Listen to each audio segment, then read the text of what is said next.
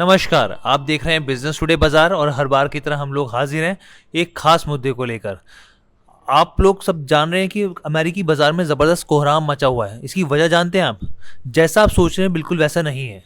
इस बार जो खबर है वो है SVB यानी कि सिलिकॉन वैली बैंक से जुड़ी हुई। ये खबर क्या है और इसको लेकर अमेरिका बाजार में क्यों तहलका मचा हुआ है, इसी पर हम चर्चा करेंगे। अंकुर जी, मेरा सबसे पहला सवाल ये पहले बताइए कि SVB जो ये बैंक है, सिलिकॉन वैली बैंक, ये है क्या और इसको लेकर मार्केट में क्यों तहलका मच गया?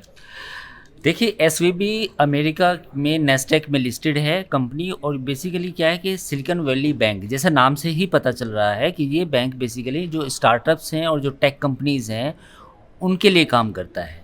और अभी खबर ये है कि कल इसके स्टॉक्स में करीब 60% की गिरावट देखने को मिली है। और वजह है इसकी बॉन्ड की सेलिंग, यानी कि इसने करीब $21 बिलियन के कल बॉन्ड बेचे हैं। क्यों बेचने पड़े हैं मैं आपको आगे बताऊंगा, लेकिन इसको कहीं ना कहीं ये माना जा रहा है कि अगर एसवीबी कहीं लेमन ब्रदर्स ना बन जाए अमेरिका में। बिल्कुल बिल्कुल, मेरा भी यही सवाल था कि लेमन ब्रदर्स की दूसरी स्टोरी तो नहीं बनने जा रही है? देखिए, अभी तो नहीं कह सकते कि लेमन ब्रदर्स की स्टोरी बनेगी, लेकिन पहली बार यानी कि जब से ये अमेरिका में इंटरेस्ट रेट का खेल शुरू हुआ है तब से अब तक पहली बार कोई ऐसी कंपनी हमारे सामने आई है जिसके स्टॉक्स में करीब 60% की करेक्शन देखने को मिला है। और वजह है उसकी बॉन्ड की सेलिंग। यानी कि मैं आपको बताता हूँ कि पूरी कहानी क्या हुई। बेसिकली एसवीबी में ज़्यादातर स्टार्टअप्स का डिपॉजिट होता है। ज़्यादातर जितनी भी टेक कंपनीज़ हैं वो अपना पैसा एसवीबी को इन्वेस्ट करने के लिए देते हैं। एसवीबी ने करीब कल $21 बिलियन के M2M कैटेगरी के बॉन्ड बेचे।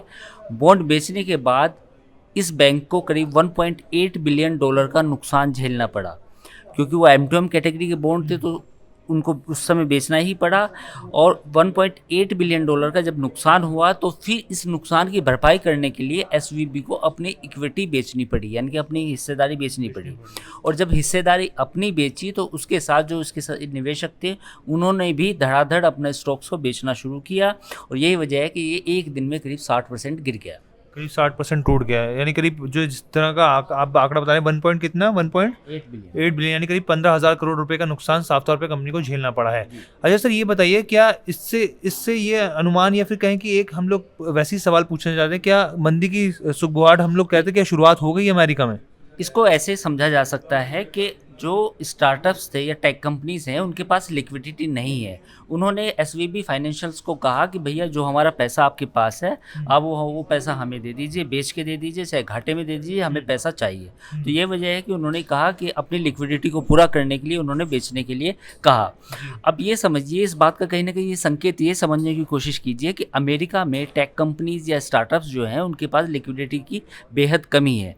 और जब उनके पास पैसा होता तो वो एसवीबी को और ज़्यादा इन्वेस्ट करने के लिए देते तो एसवीबी की हालत अच्छी होती, लेकिन इस समय बेकार हो चुकी है। और यही वजह है कि पहला शिकार जो इंटरेस्ट रेट का हम पिछले 5-6 महीने में पिछले 1-1.5 साल से देख रहे हैं कि इंटरेस्ट रेट लगातार हायर फॉर हायर जा रहे हैं, तो उसका पहला शिकार एसवीबी हुआ है। यानी कि सर अर्थव्यवस्था की स्थिति भी ठीक नहीं है, ऊपर से स्टार्टअप का एक तरीके से संकट देखा जाए, क्योंकि हम लोग देख रहे हैं इन्वेस्टमेंट जो है वो स्टार्टअप्स में आ नहीं रही है। सबसे बड़ा प्रॉब्लम इस समय जो इन्वेस्टमेंट जो स्टार्टअप्स है वो यही फेस कर रहे हैं, ऊपर से और पैसे की क्रंच हो जाना। तो यानी कि इसका मतलब तो ये हुआ कि स्टार्टअप्स पे भी बड़ा संकट मंडराने लगा है पूरी तरीके से। देखिए, जो फेड कहता था हमेशा कि हमें लिक्विडिटी सिस्टम में कम करनी है, तो वो लिक्विडिटी सिस्टम में अब कम हो चुकी है। वो साफ तौर पर दिखाई दे रहा है कि इतने बड़े बड़े बैंक्स एक दिन में 6% नेस्डेक का इंडेक्स, बैंकिंग इंडेक्स टूट गया। S&P में गिरावट है। तो अमेरिकी बाज़ार में कहीं ना कहीं जो जॉब का डेटा आना था और जो 22 तारीख को मॉनेटरी पॉलिसी का डेटा आना है उससे पहले ही गिरावट शुरू हो गई और पहला शिकार जो बना वो एसवीबी फाइनेंशियल्स बना। और मुझे लगता है हम सबको लगता होगा कि फेड को इस तरह की उम्मीद तो नहीं होगी बाजार में लिक्विडिटी इस तरह से कम होगी। नहीं, बिल्कुल ऐसा कुछ नहीं है। फेड ये चाहता है कि मुझे महंगाई 2% पे रखनी है, उसके लिए चाहे कोई कंपनी बैंकक्रप्ट हो ना हो वो बाद में सोचेंगे। तो अभी तो ऐसा नहीं लग रहा।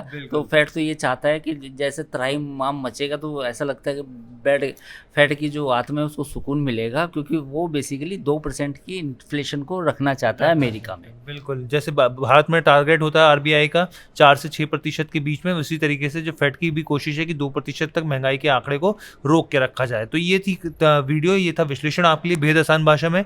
कैसी लगी आपको वीडियो, हमें कमेंट करके ज़रूर बताइएगा। और अगर आपके मन में भी कोई सवाल है, आप चाहते हैं कि इसके ऊपर हम वीडियो बनाएं, तो आपसे रिक्वेस्ट है प्लीज़ आप शेयर कीजिए, हम लोग ज़रूर उस पर कंटेंट बनाएंगे और आपके साथ शेयर करेंगे। और हर बार की तरह आखिरी गुजारिश आपसे ये रहेगी, ज़्यादा से ज़्यादा शेयर कीजिए ताकि लोग सब्सक्राइब करें और इस बेहतरीन कंटेंट का फ़ायदा उठाएं।